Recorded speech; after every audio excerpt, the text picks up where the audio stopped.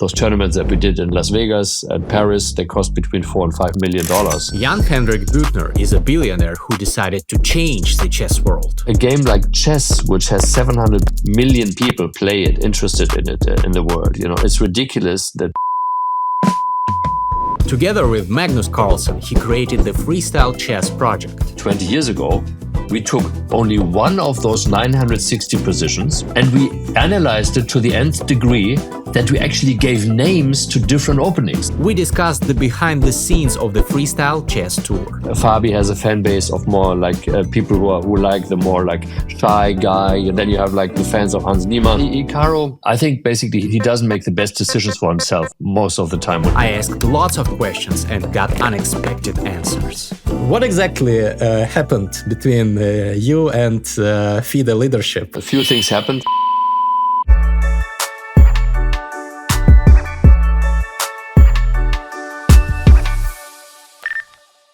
Jan, hello. Thank you very much for joining me today. I have lots of questions. I've been following your journey in chess, in organizing and sponsoring chess events. First of all, the Freestyle World Chess Championship has just finished. What are your fresh impressions? How would you summarize it? Well, it's great. I'm still here in Weissenhaus. So if you see like out of my window here, you see like all the white snow and everything, where everything happened. We have the regular hotel operations back again. And I just said goodbye to the team of Javokir Sindarov and also your baby Sarah from Kazakhstan, who were staying a few more days to prepare Javokir for the candidates and baby Sarah for the candidates tournament in Cyprus, which is happening obviously in a few weeks. And we just have now also arriving Matthias Blühbaum, who is a German player, also part of the candidates. And he is now preparing with his team for the candidates. So this is obviously more and more Weissenhaus is like a chess preparation center. And so with our chess academy that we have here, obviously like Levan Aroni is a dear friend of ours, and of course Magnus, and they all spend some time. Magnus' family will spend some time in the summer. So Weissenhaus has been established as a chess place in the last 2 years, which is great. And in addition to everything else we have here, we had the G7 summit here in 22. So it's like a high-end resort. So that's still my thoughts are still with the tournament, that we had a great event. I'm always happy when it's over in terms of that everything went smooth and well. And because when you're organizing such a thing, then a lot of things can go wrong and you're under permanent adrenaline stress. So we are recovering and chilling a little bit more than we could have done before. That's very nice to hear. The fact that so many also guests of my podcasts are participating and also enjoying your resort. That's very nice. I wanted to ask, like 2 years ago, before you were active, before you, so to say, became enrolled in the world of chess, did you have any assumptions that turned out to be completely wrong? Like looking back. I think the only thing that when you plan something, I mean, I'm 61 years old now, so I have a lot of business history behind me. And the only constant is like whatever you are planning, it's not going to happen that way. I think that's for sure. So it's always going to be different. So it turned out to be different, much more successful than we thought, but also much more strenuous. So in a sense, we are where we are because we started that way, but we have arrived at a place which is very interesting, very successful. But we didn't plan it that way 2 years ago. It was a completely different idea and planning. Obviously, we can discuss lots of successes that you guys had with the Freestyle Chess Tour and now with the World Chess Championship. Finally, jointly with FIDE, it's good to have this also divide worked out, so to say. And we definitely will discuss the successes. But I'm also interested in what, in your opinion, went wrong. What you wanted to achieve but could not achieve. Were there any things like that? Well, you have to understand that my initiative in the beginning was not to create a new business. As I said, I'm 60 years old. I have started my career in the mobile communications industry, and then I founded AOL Europe, and I had a venture capital fund in the US, and I'm now building this village. So my appetite to be an entrepreneur and a founder of a small company again was like zero. I just had this idea because Holly and I, my wife and I, we were spending a lot of time in the Formula One paddock clubs and see how the Formula One drivers are treated. And then when we got exposed to the chess market just for learning purposes and just wanted to improve my chess skills, which I kind of left 50 years ago in elementary school, then I saw that there is a lot of potential and a good market. And when I was asked to do a chess tournament here in Weissenhaus, I thought, okay, well, I wouldn't do it the other way that the normal chess tournaments are done, because from a perspective of a non-chess player viewer like me, it's very boring to watch two people play chess, right? Especially like when they take like 20 minutes to make a move or whatever.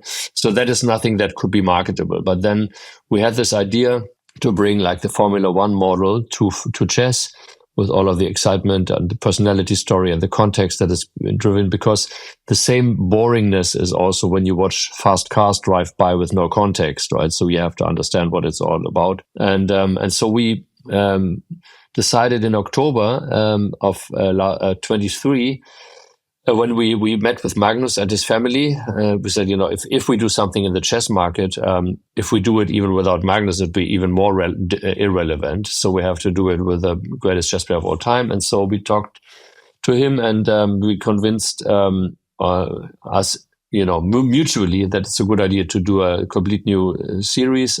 It was Magnus' idea to do Fischer Random 960 on the highest level.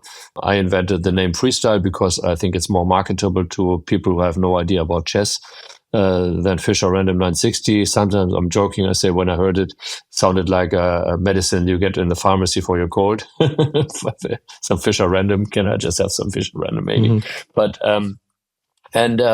so yeah, and we basically did this tournament in exactly 2 years ago, the GOAT Challenge, where Magnus picked the best 7 chess players to challenge him as the GOAT Challenge, greatest of all time challenge. And when we did this tournament, it was mainly to show the world how a great chess tournament can look like. To have a good event here in Weissenhaus, it was meant as a one-off, right? And so while we had this tournament, while I was sitting at my desk here in my office 2 years ago, I got, during the tournament, a lot of calls and interest from around the world that we should do something bigger with this than that. We finally got approached also by venture capital companies in the US, and we made a deal, kind of say, let's do a great series, like a Grand Slam tour, as we call it, similar like to tennis, where we go around the world and have marquee events and different continents, and being a true global series,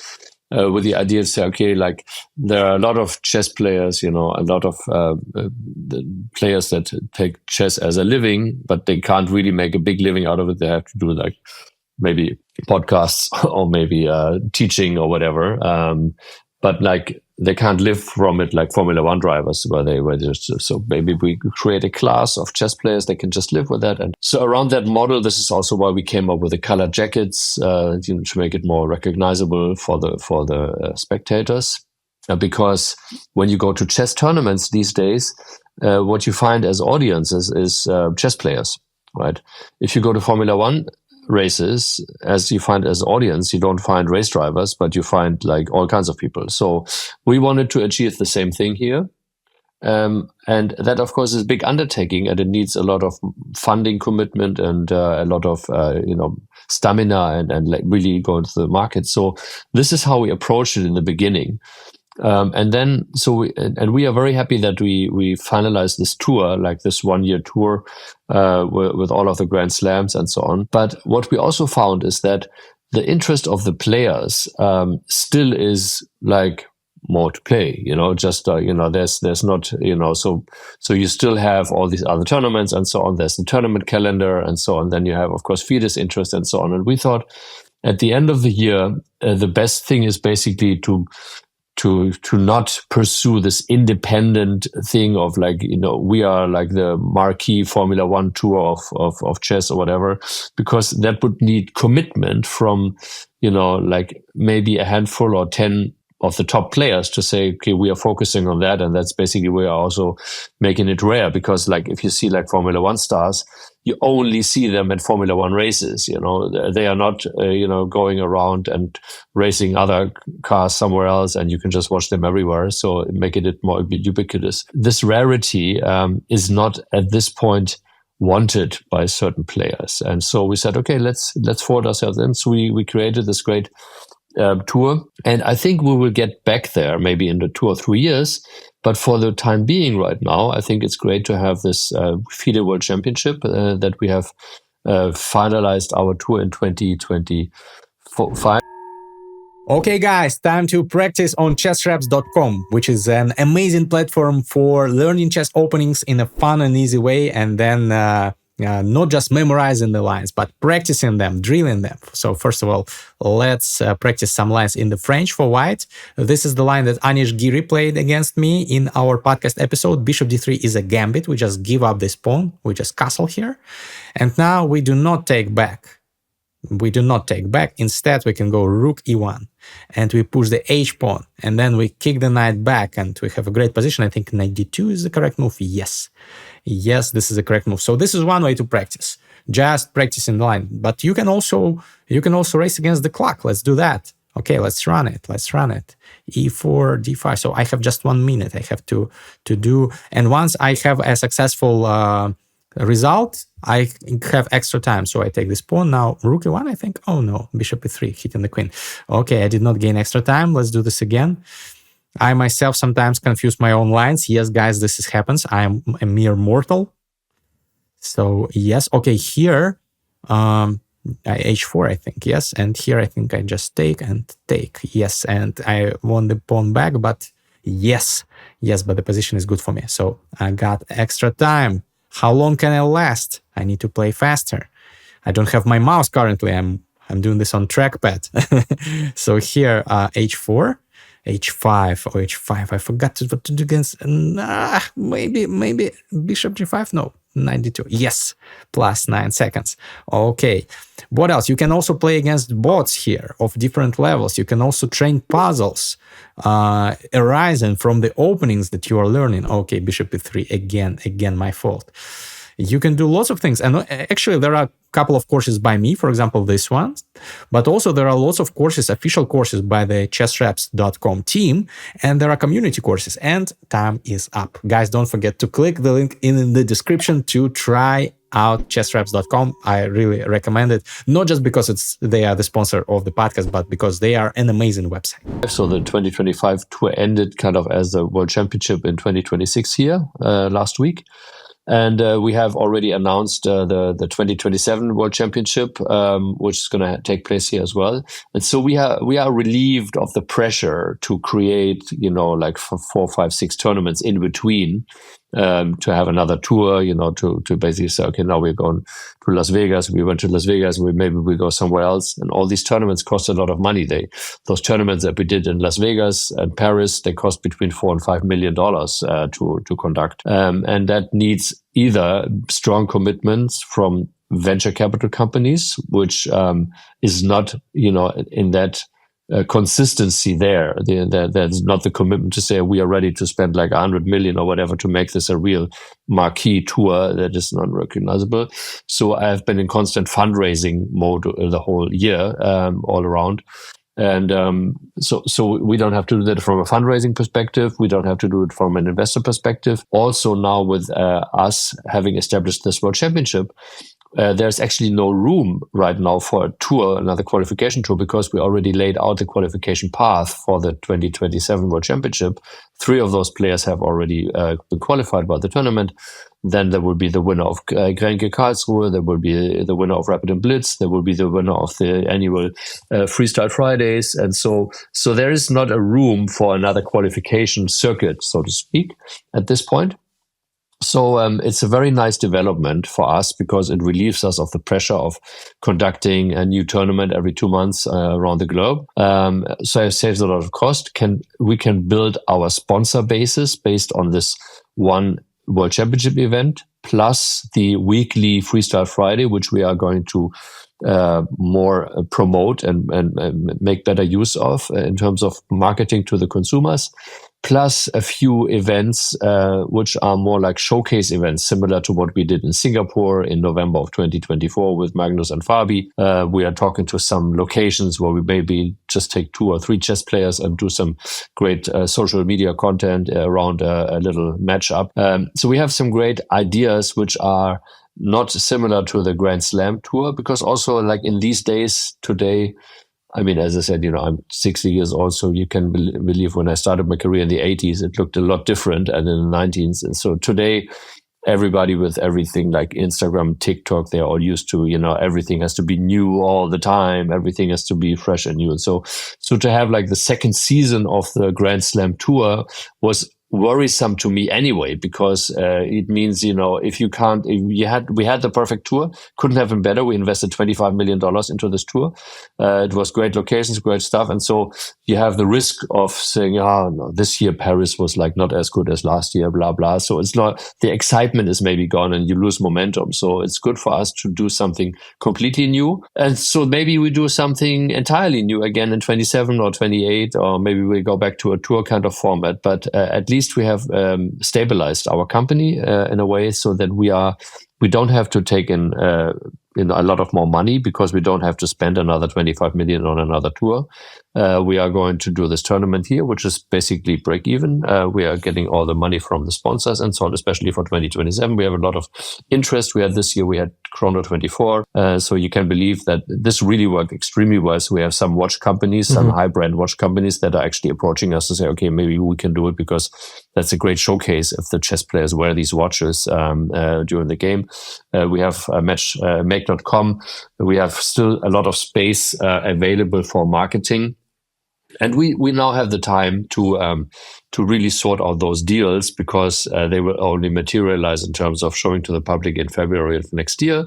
And because up to now we had every 2 months we had another tournament. The whole circus was traveling around the world. You can believe we have like 120 people building crew that goes around, and so it was a lot of work day to day, not so much time to really spend strategic times with sponsors and with doing that. And so we have all this time right now. So we couldn't be more happy with the place where we are right now. And yeah, that's how we are going to go around the year until we have the next World Championship in 2027 here in Weißenhaus. Thank you very much, Jan, for sharing all those details. Very informative. By the way, yes, I've seen the collaborations with the watches company and with Make. It's great to see that sponsors are arriving. I wanted to ask, about the main reason, just to clarify, the main reason why you are not going on with the tour currently is like economic, financial, right? Feasibility or what? Yeah, I said it's basically the model that we have right now, where we are conducting the Freestyle Chess World Championship, which is once a year, and it is a tour together with FIDE. It's a title together with FIDE that FIDE was very adamant about an open qualification, so that it's not an invitation only. So it's a totally different thing than if you have, for example, like Formula One. You don't have the best car driver in the world, where you can qualify with all kinds of races to become the world champion in Formula One.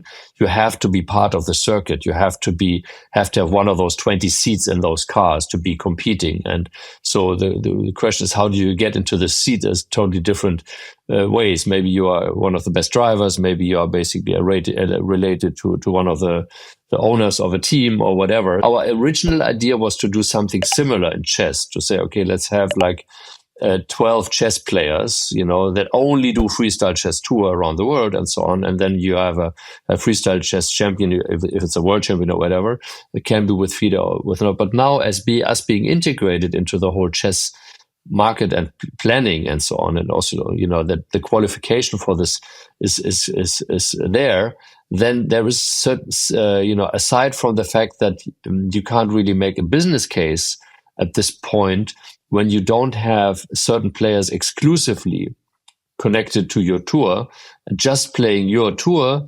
And then you can see them with everywhere else. And also there's no, you can't say that only the players that are playing the tour can qualify for the World Championship and so on. So it's basically, it doesn't connect with each other. So it's one way or the other. And so we decided now, in light of everything, and of course, including that there simply is no appetite from our current investors and also not from new investors that we talked about to invest another 25 or 30 million dollars into a second season of a tour where you don't know where it ends, especially when you don't have certain players exclusively bound to our tour, that this model of being the World Championship, which is only once a year, because it is the World Championship, similar like the classical World Championship is also only every 2 years, or the candidates only every 2 years. You don't have a candidates tour cycle where you basically say, okay, we have 20 chess players who are candidates and they are playing like 2 years, like 10 tournaments around the year, and they don't play anything else. And then the winner is playing for the World Champion title.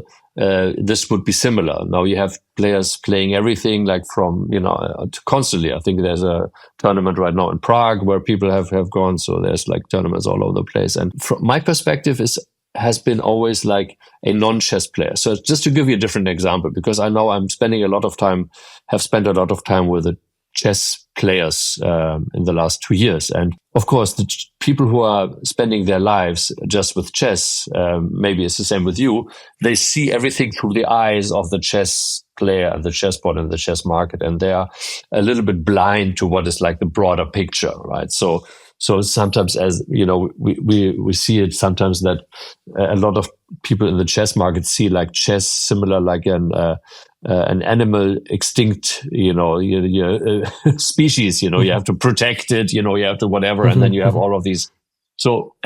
But looking at it from as somebody who is, I play chess. Yes, I can play chess. I've never been rated. I like playing chess, but it's like, do you like to run? I'm jogging. Yes. But are you competing in the World Championship of Marathon? No, of course not. So it's like, it's a casual thing. Do I like to drive a car? Yes, I like to drive a car. I have a nice sports car, but I will not compete as a race driver. So this is like the attitude and the way that we came about is that way. And so if you look from the chess people, so for example, when I was a teenager, when I was in boarding school, like in the 70s and 70s, right?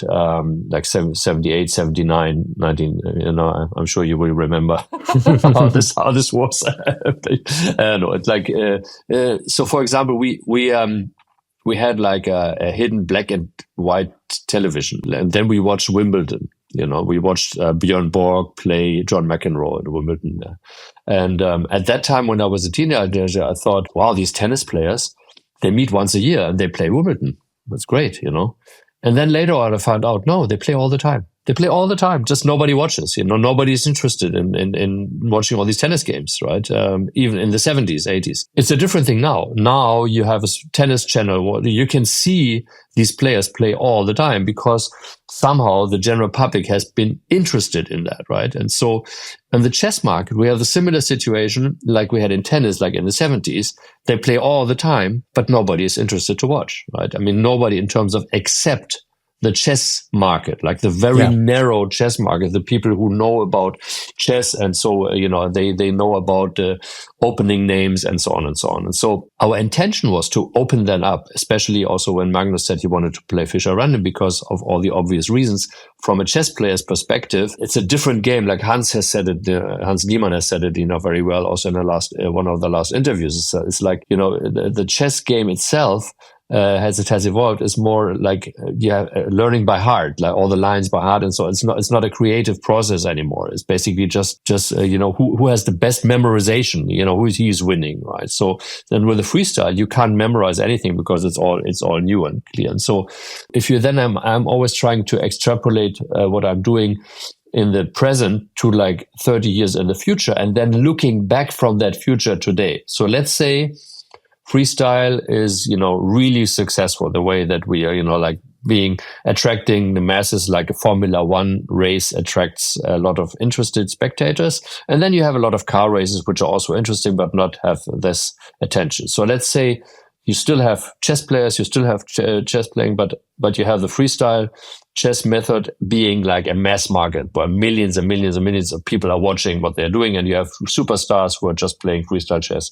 around the world. And then you have like a new generation. Let's say, they are babies now, maybe in 20 years or in 15 years or whatever. They're teenagers or they are maybe 20 years. And they basically only know chess as freestyle, as this way. So if you tell to them, think of you as somebody like that. And then we say, do you know what? Like 20 years ago, we took only one of those 960 positions. We only played one of those positions.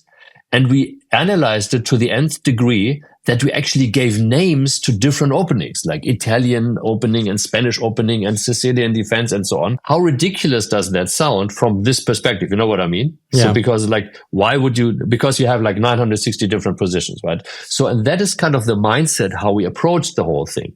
This is also why we said, okay, now we are not looking at through the traditional chess eye. We are looking at through the eye of the spectator. What would he be interested in? And so then, similar to when you are watching a Formula One race, when you're just watching the cars driving fast through where you are standing, you have no idea even what the position is. You don't know, is he position number 1, 2, 3, whatever. You just have these cars driving by. So you have to have all this context, similar to like when a lot of people say to me, like, oh yeah, people really can't follow the freestyle chess game as much as the regular chess game. It's like, no, it's like you're talking as a chess player, somebody who knows. Like, think about, you don't know about chess, Then if you don't know about chess, a freestyle chess game is actually much more easy to understand because you don't have to even know where the pieces are standing, and you are being explained what is happening by our community channel, by Tanya Sachdev and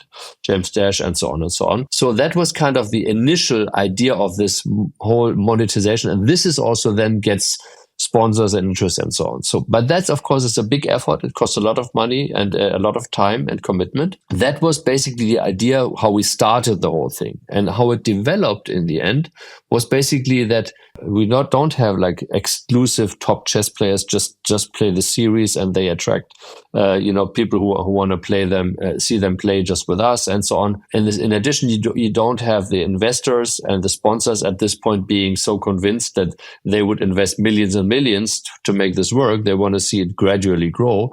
And so we went back to the drawing board and said, okay, let's go with not like the big sponsors in the beginning, like LVMH and Hugo Boss or whatever. That we go with smaller sponsors, with companies that are more associated to chess, maybe watches or maybe crypto or whatever. And then we build it from there, and we are basically integrating ourselves into the chess circuit because the top chess players are still not ready to kind of start their own like players league, so to speak. Like if you look at tennis, it's called ATP. The ATP series is basically Association of Tennis Professionals, ATP. So it's the players organization, right?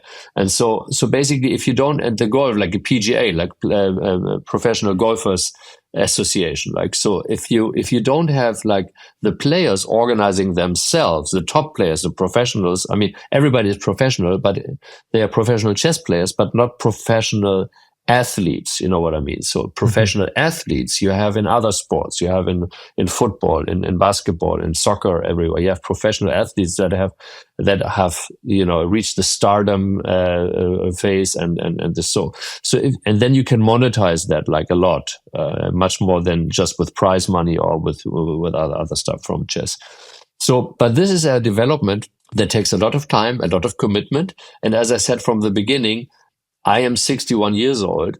I am not like 20 years old and a startup and I have this idea and this vision and I want to do that.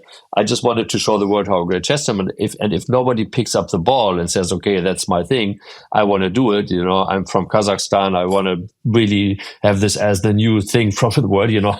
Happy to join and do this. But as long as we don't have anybody else who would be behind that, we are very happy with our current situation where we showed the world how a great chess tournament can look like. We did a great tour. And we have established out of that a complete new sports, which is one known, which is like freestyle. And we have a once in a year world championship where we are hosting it, and we have picked out the players. Or they are basically qualifying for that. And in the meantime, during the year, we are holding the interest of our fans up with the Freestyle Fridays once a week, with some nice social media stuff around the players and so on. But we are not in the obligation to yet recreate another tour like we did in 2024-5. And again, if the developments work very well and interesting, and there's some power behind it that would like to accelerate that, then I certainly see a way that we are going back to a tour format like in 2028, 29, 30, something like that in the next years can be.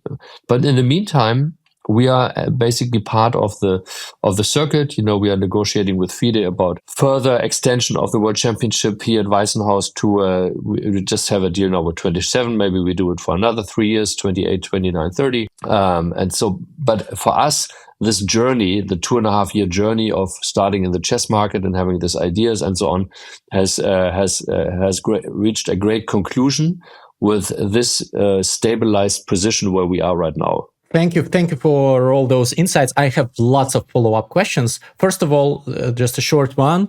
I totally understand the logic of the necessity to make chess more accessible to the general public. And actually, I don't find it too improbable, the scenario that you are telling me about, where in like 20, 30 years, people just know one tour of chess, and like most people who watch races, they just watch Formula One. They don't watch other races and don't even know the names of other tours. But what I find less convincing is the fact that people who will be watching chess will be watching it with enthusiasm and interest without understanding what's going on the board. Because if we talk about like car racing, it's exciting, it's captivating, even if you know nothing about cars, because it is visually appealing. There are cars racing, and in chess you just have two guys sitting across the board, and if they are not doing something like I don't know, bumping fists on the table or something like that, I find it like not too likely that the general public that doesn't understand the rules of the game and is not too much into chess, like as chess fans, that they will be watching this. Probably you've thought long and hard about this. What's your answer to that? Yeah, so maybe I miscommunicated a little bit, because of course you have to understand what the game and so on. But what I meant is that you don't. Only if you're a chess pro, you understand what is going on there. So let's say here we have the possibility. You're standing next to Magnus Carlsen and Fabiano Caruano in the final of the World Championship, like a meter or two away from the board. So you're watching it, and you have no idea what they're doing. Maybe sometimes they themselves don't know what they're doing. But this thing is like, is it a good move? Is it a bad move? And suddenly the thing is over or whatever. So if you have no commentary, you know what I mean? So basically, and that is basically true the same like with car racing. If you go to Formula One race and you're just there watching, sitting there and having the cars drive by, and you don't have any commentary, any explanation, any screens, anything else, what is there to watch? You don't understand what's going on. So it's like you're just sitting there and there's just cars driving by. So the whole excitement and everything comes from explaining it, the commentary of the people, the hosts, like on the TV station, like in car racing. Of course, people have no idea how a car really works, especially the spectators. But still, you have like DRS zones, right? So, do you really know what DRS stands for? Drag reduction system. I know it. It's a drag reduction system that basically reduces the drag so that it's faster.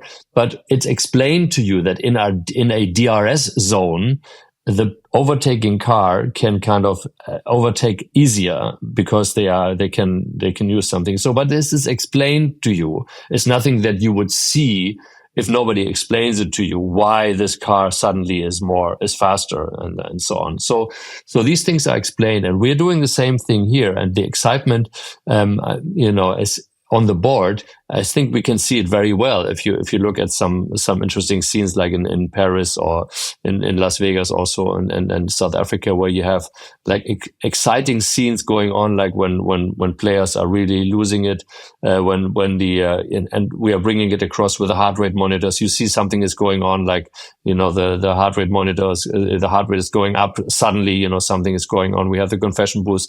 We have these 10-minute discussion times where the players discuss the game. We have shortened the game, and so I think you already can see that we have a lot of interested people. So, for example, we had Derrick Rose, the basketball star, but Derrick, he's one of our investors. When he started the tournament, he actually posted in his. I couldn't believe I watched it for 5 hours now. He was so excited to watch it because he was like, of course, it's a different kind of thing to bring across a Formula One race than to bring across a chess game. But, in recent, like only like a decade ago, people said, the people are mainly interested in Formula One because there's this excitement and a lot of drivers are, having accidents and they die and whatever, and this is gone. I mean, there's no safety, and I don't think that people are watching it to see drivers die or be hurt or whatever, so that has also evolved from there. And so the same thing will happen with chess, that we are finding out more and more things. What is interesting to the spectators. Certainly the reduction in time control is one thing. People don't want to watch 4 or 5 hour matches. They want to watch maybe a 45-minute match or a 1 hour match. And if you look at, like, even in Germany, the biggest sport is soccer, right? How boring is that one? I mean, you have, even like, I can't even, being in the stadium, I can't stand it, be sitting there for 90 minutes and then nothing happened. And then the most common result is 0-0, because they all have great defenses, it's a draw. So you can make a lot of arguments. How boring is that one, And so you have to find out with every sport, what makes the audience be interested. And it's usually always the same. It's the personal stories. If you know who is a Fabiano Caruana, why would it be so incredibly important for him to win this championship? Because it would be his first world championship compared to the 21st world championship of Magnus Carlsen. Although Fabiano is always there, he's always always second, so it's like this thing where you really feel for him and you make it like more accessible, the personal stories behind it. And you see the same thing like with Formula One. You see the Drive to Survive series, which drove a lot of interest to the public, where they go to the homes of the players during the break, of the drivers during the breaks. You are behind the scenes, because usually we can talk a lot about things that are maybe not as exciting from chess, like from Formula One.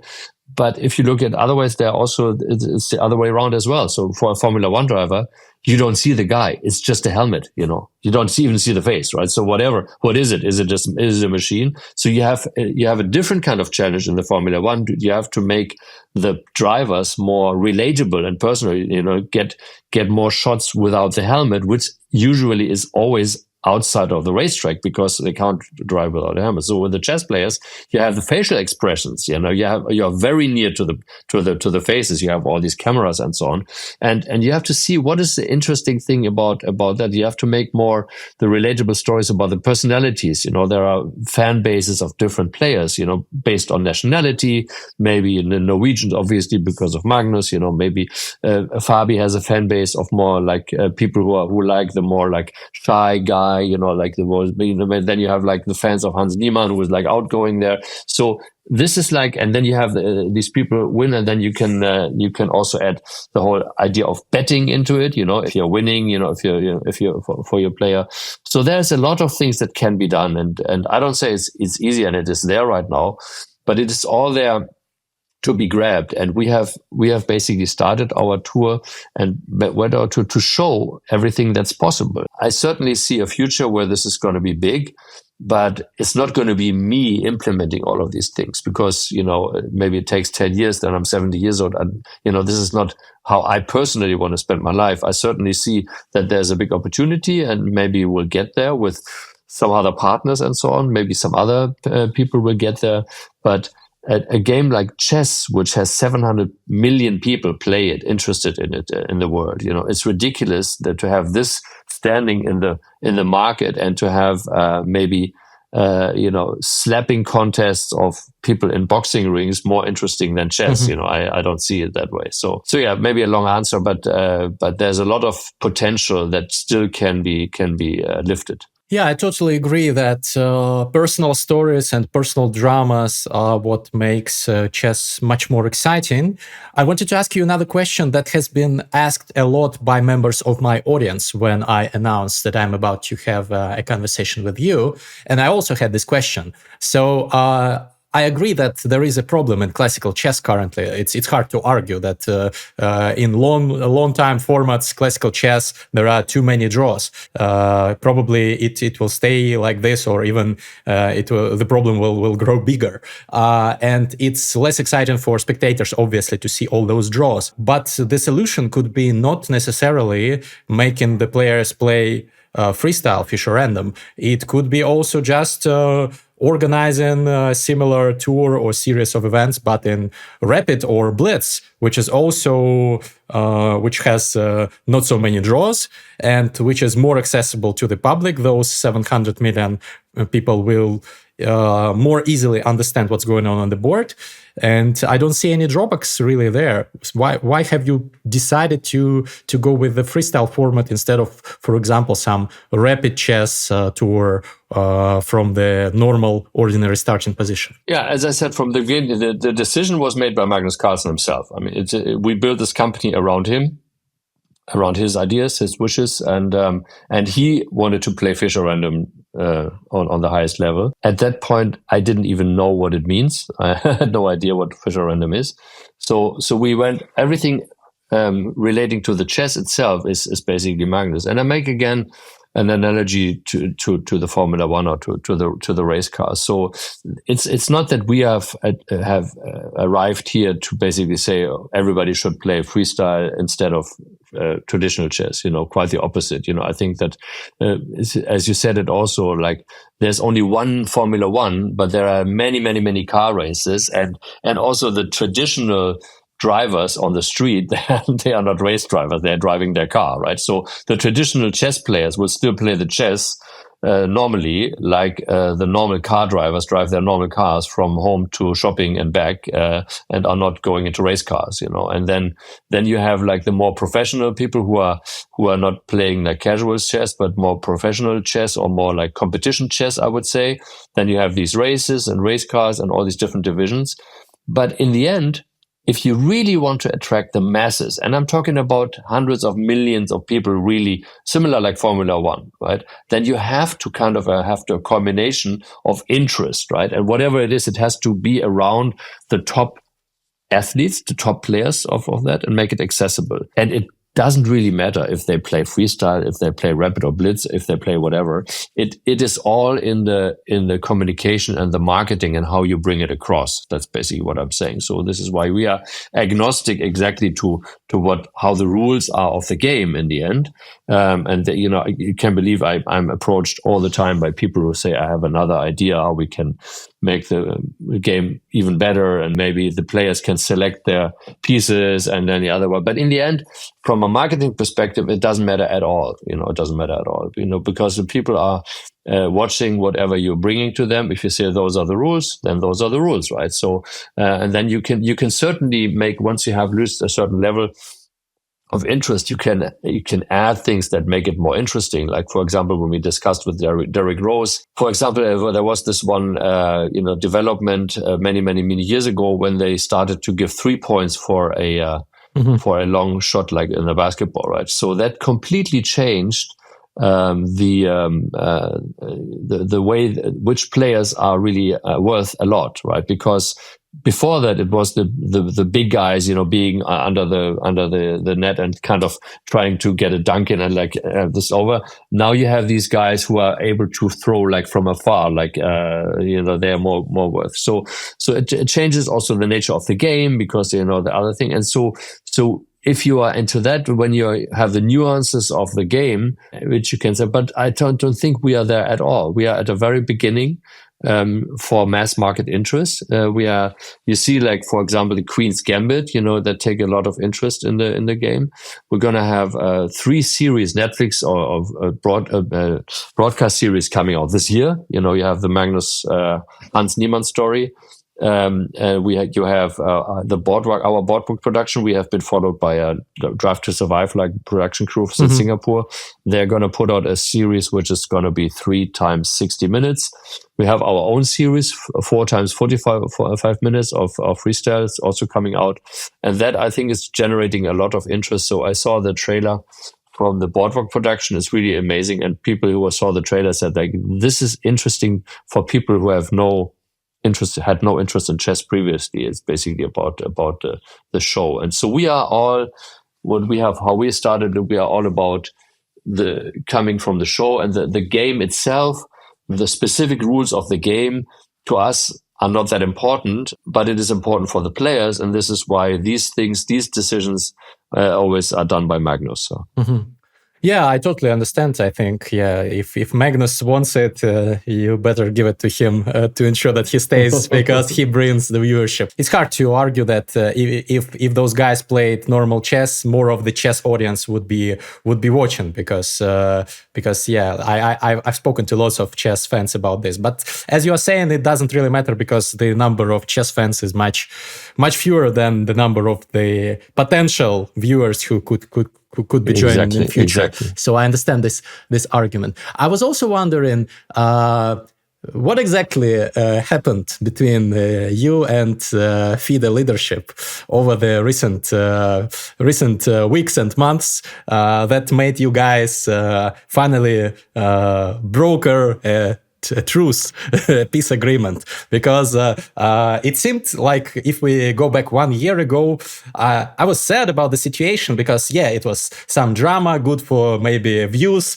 but it was not good long term for chess. And now you guys agreed to have this cooperation, and it's a FIDE approved World Championship. What exactly? There should have been some compromise. What did you compromise on, and what did FIDE compromise on, if it's not a top secret? No, it's not a top secret, but also it's, some things you don't understand, even I don't understand, and then you have to accept the fact, that you don't understand. It's okay why it happened, but I can tell you that we had the initial contact with FIDE was like in 24, and I met with Arkady Djokovic in London, I think in October of 24. We had a great relationship when we discussed, and we had a great negotiation, which basically culminated a year ago in a contract very similar to what we have signed now. It was ready for signature. We negotiated it to the last words, basically just a few disagreements on minor stuff. And then all of a sudden they pulled the plug, and they said, basically, we have strong disagreements. I said, what kind of, I have no idea. And so they obviously didn't want to follow through. And I don't know why and what was behind it. But it was kind of disappointing, because we spent so much work and time, and we had such a good, result, basically. And, so then of course things escalated in a way which is due to the fact that everybody makes mistakes, some mistakes by FIDE but also by myself and so on, to basically be a little more frustrated or whatever. But in the end, we also discussed with the players. This was like a year ago in Weissenhaus here, where we said, okay, do you really want to have it as a world championship, or you don't really care? And as I said, the players don't really care a lot. They only cared for playing chess. So we didn't want to stress them in terms of selecting any kind of camp. So we said, we do our stuff and FIDE does their stuff. So everybody went back to their own work. And I think over the time, a few things happened. First of all, I think FIDE acknowledged that we really achieved a lot in this year, that we have done a lot of good stuff.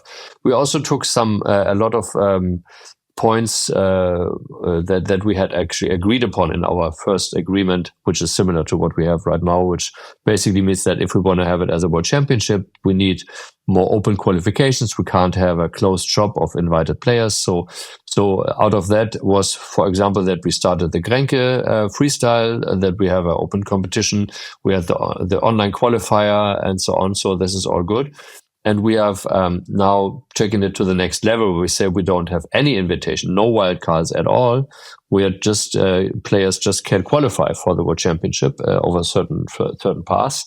And so we did all of it. And at the same time, then I'm a harmonious person. I like to have peace and I like to, when everybody gets along. So finally, I then invited Arkady to our tournament in South Africa. Say, okay, just come by. Maybe you can see what we are doing actually, because we had some nice contacts also in between. He said, yeah, I appreciate what you're doing and so on. And so then he was not able to come out of personal reasons. But he said instead, you can come to Qatar and we can meet at Rapid Watch Blitz. And when we met again, like in end of December, like not even 2 months ago, we basically just took it up from where we left it a year ago, where we had the great negotiation. And so we said, okay, let's forget about the in between and let's just go back there. And we kind of closed the deal similar to what we already nearly had in February of 25.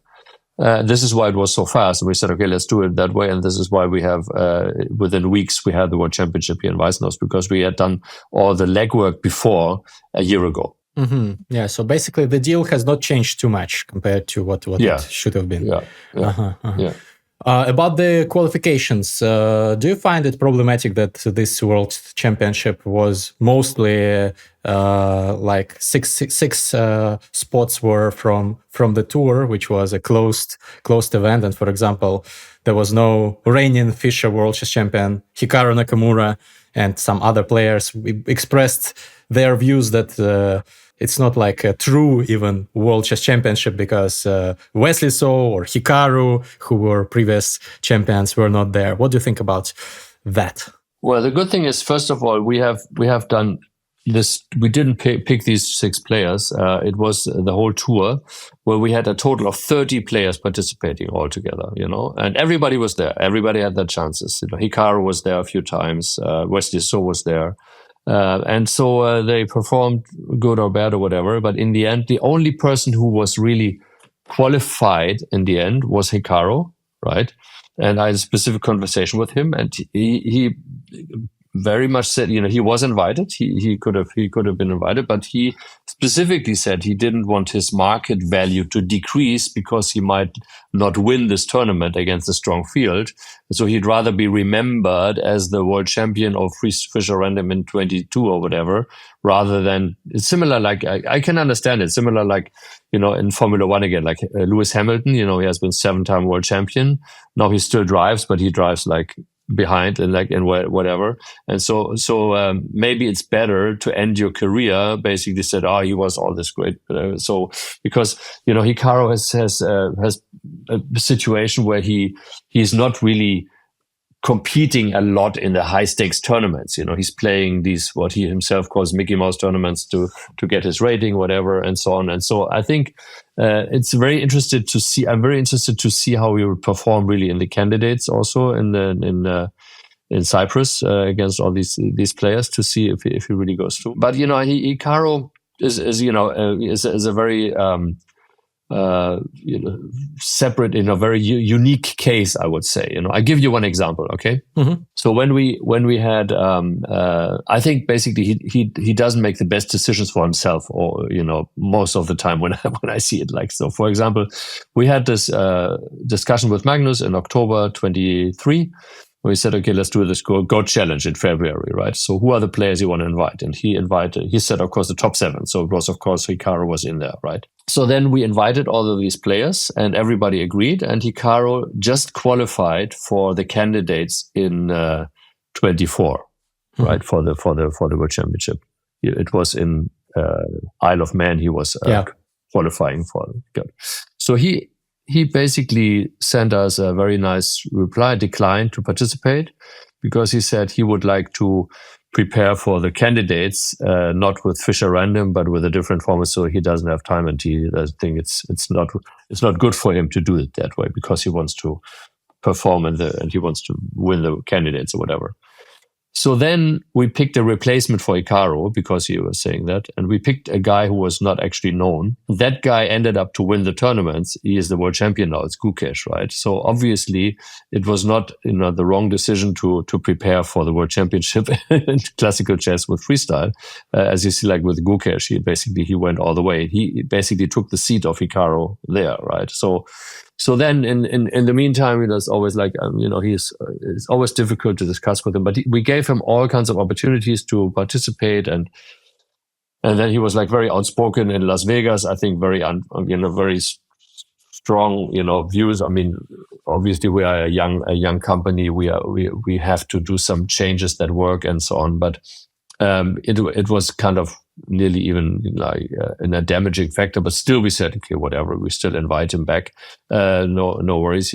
Also, it's always, as you said, it's even this big, it's good publicity. If you have somebody outspoken, it's always good to be in the discussion rather than to be a boring tournament. In this combination, I really, I personally spoke to Hikaru about that. I invited him, and he wanted to understand, and he told me on the phone personally that he said, I really don't want to participate because I see my market value will be decreasing if I don't win this thing, and so I'd rather be remembered as the one as won the last one before that. So that is his specific case, right? So then you have Wesley So, who we invited a few times also as a guest in Singapore. Even he was there from the beginning. He was there, but he never really was able to really win, to reach like the semifinals or whatever. So he was like in Las Vegas, for example, I don't know what place he got, maybe 7th or whatever. So there is a qualification path. So everybody, and so this is why these 6 players that we had here for the tour are clearly the best players. I mean, there was not a single person missing that would be a potential of having the potential of being a world champion. And if you see like how it evolved, if you see the semifinals of our Freestyle Chess World Championship now was the top 4 players, taking out Hikaru, who is still getting these points because of all these Mickey Mouse tournaments. But in the end, you have number 1 Magnus against number 2 Fabiano in the final, and then number 3 Vincent against number 4 Nodibek in the semifinals. So it clearly shows that this tour generated as the best players and the contenders for the World Championship, certainly the currently best chess players of the world. And so this is why it's deserved. This is also why FIDE was convinced that we can do it that way. And also like for the next tournament, it's clear we have three contestants already qualified now, the top 3, and the other ones have to qualify the other 5 through other measures. So I think it's a very valid system. Yeah. Yeah, thanks for the clarification. I also wanted to ask you, as a businessman, a little bit about the business side, because as you already said, you attracted lots of investment from venture capital firms, 25 million, if I'm not mistaken. And if I understand correctly, venture capital looks like those firms invest when they see potential to earn not like their money back and plus some small interest, but when they can earn 10x, 20x, 50x of their investment. That's why they invest their money. Some of it is lost, but the bets that work out really well for them. So I'm wondering how, like, of course, some information might be confidential. You feel free to stop me, but I'm wondering how the business plan looked like. Like, how did you envision those guys could get their not 25 million back, but like to a quarter billion, for example, back? Like, what were the avenues? That's very clear. I mean, like the venture capital companies, you have this round stage financing, right? So you have a seed series, Series A, Series B, C, and so on, and you usually have higher valuations at each for certain events.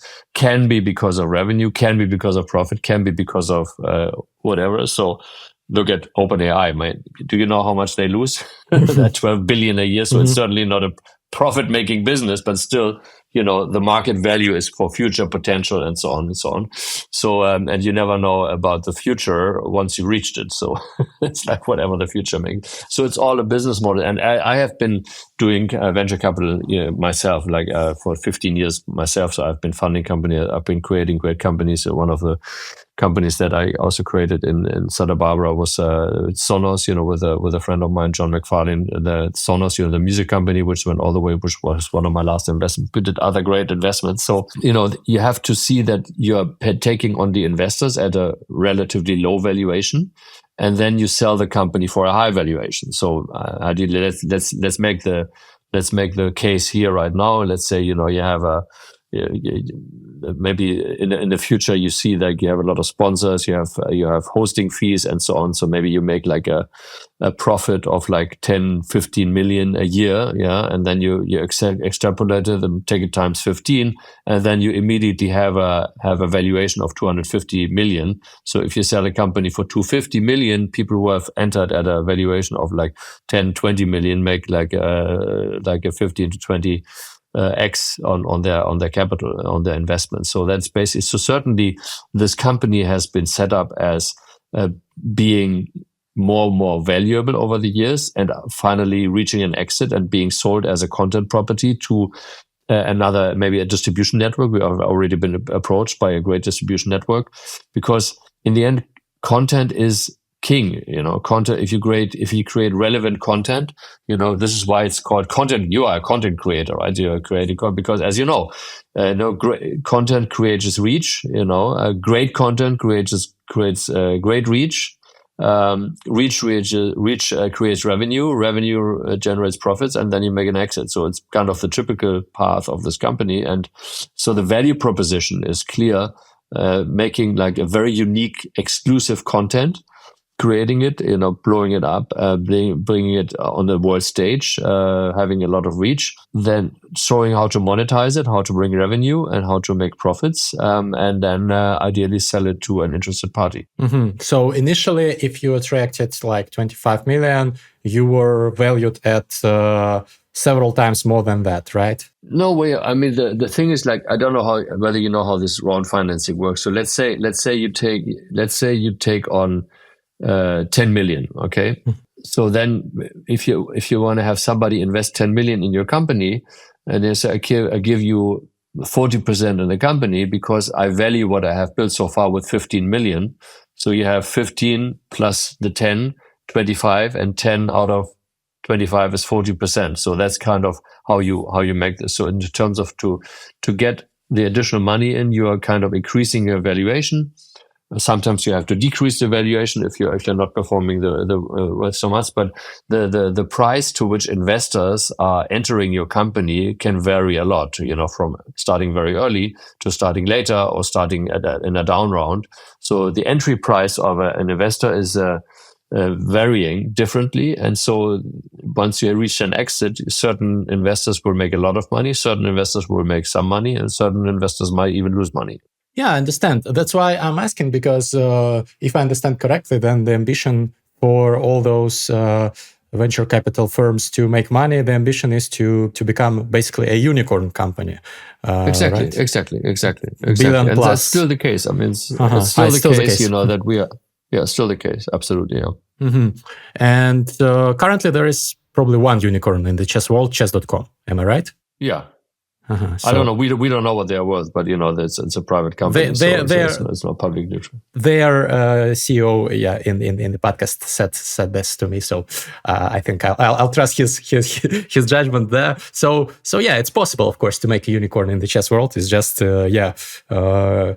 currently you are still working on the shorter horizon, right? Organizing the events and exactly. Yeah. Okay. As I said, our ambition, at this point, as we have been starting with a very low valuation, we don't have to be a $1 billion company to make a lot of money for our investors. As you said, like your mark that you mentioned, like the 250 would be a great achievement. if we are reaching a 250 valuation, then the company will, people make a lot of money who have invested in this company. Yeah, thank you very much for sharing all those details, Jan, because I'm sure all the chess fans who have been following Freestyle Chess have been wondering a lot about, and I got really, when I announced you as a guest, I got lots of questions. I got flooded with ideas for topics, and also I had my own, lots of them. As a tradition, at the end of this podcast, I play Blitz against my guests. So if you have time, we can play. Maybe we can even play freestyle if you want. What do you say? Well, as I said, I'm not a chess player. I'm organizing chess tournaments and I'm organizing chess events, but I'm not really a chess player. It's okay. It's okay. So we can skip it this time, but I know that you have good chess players around you who are coaching you. So maybe when we record part 2, you will be prepared because I'm not also a very professional player. Yeah, so I can tell you that I had my dearest friend in the chess world is Levon Aronian. Mm-hmm. And he has been with us in South Africa for a week because also his wife Annie is best friends of my wife Holly, and she's currently actually here in the studio. Annie is producing her new album here in our music studio in Weißenhaus, and so when I had with Levon some time over the chessboard, I asked him basically what elo would you give to me, and he said 1600. So that's basically so that you were where I would be, so that's basically. But it's not an official rating because I've never been rating, but that's the level where I can play, like a 1600. Certainly not a freestyle, certainly I would be a traditional chess game. So that's already decent, by the way. So if you train, we'll see where this leads you. Thanks again, Jan. Guys, please don't forget to like this video, hit the subscribe button, and drop your opinion in the comments. What do you think about the future of the Freestyle Tour? Do you believe that in 20 to 30 years, people will watch on TV Freestyle Chess and they will not even know that there used to be the times when people play just one position and stuff like that? So what did you like? What did you dislike about this episode? As usual, your opinion is appreciated. And thanks again, Jan. Thank you, Greg. Thank you, everybody.